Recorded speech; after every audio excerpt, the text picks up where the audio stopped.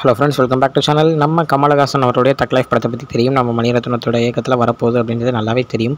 So அந்த மற்ற படத்தில் வந்து பார்த்திங்கன்னா நம்ம ஜெயம் ரவி அவர்களும் தென் நம்ம துல்கர் சல்மான் அவர்களும் கூட நடிக்கிறதா இருந்துச்சு.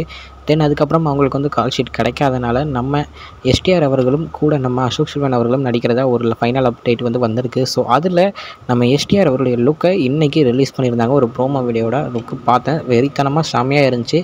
அவரோட அந்த காரில் அவர் என்ட்ரியும் அந்த துப்பாக்கி எடுத்து சுடுறதும் லுக்கே வேறு மாதிரி இருந்துச்சுன்னே சொல்லலாம். ஸோ நம்ம ரொம்ப சூப்பராக ஒரு எஸ்டிஆர் லுக்கை இந்த மாதிரி இப்போக்குள்ளே பார்த்துருக்க மாட்டோம் அப்படின்னு தான் சொல்லணும். ஏன்னா இந்த லுக் பார்த்திங்கன்னா ஸ்டார்டிங்கில் இந்த சிலம்பாட்டம் தென் இந்த காளை இந்த மாதிரி படங்களில் தான் இந்த மாதிரி லுக் வச்சுருந்தார். ஸோ அதுக்கப்புறம் இப்போ தான் இந்த லுக்கை யூஸ் பண்ணுறாங்க அப்படின்னே சொல்லுவேன். ஏன்னா ரீசெண்டாக பார்த்திங்கன்னா எல்லாத்துலேயுமே தாடி வச்சு மாசாவும் இருந்திருப்பார், இல்லை அந்த முஸ்லீம் கேரக்டர் தான் கொடுத்துருந்தார். ஸோ அவர் அந்த இறங்கி வரதுக்கும் அந்த கார் பார்த்திங்கன்னா பார்டர் பேட்ரோல் அப்படின்னு போட்டிருக்கும். ஸோ ஒரு போலீஸ் ரோல் அப்படின்றது தெரியுது. பட் ஆனால் அப்படியும் சொல்ல முடியாது, ஏன்னா எது வேணாலும் நடக்கலாம் மணிரத்னம் படத்தில். ஸோ வெயிட் பண்ணி பார்ப்போம். எஸ்டிஆர் ஹேஸ் அரைவ்ட் அப்படின்னு சொல்லலாம். இந்த மாதிரி ஒரு கம்பேக் எவனுமே கொடுக்க முடியாது, அந்த மாதிரி ஒரு கம்பேக் கொடுத்துருக்காரு. ஸோ தக் லைஃப் படத்துக்கு முக்கியமாக நம்ம எஸ்டிஆர் அந்த படத்தில் பார்க்குறதுக்கு நான் ஈகராக வெயிட் பண்ணிட்டு இருக்கேன். ஸோ நீங்கள் யார் வெயிட் பண்ணுறீங்க அப்படின்றத கமெண்ட்டில் சொல்லுங்கள்.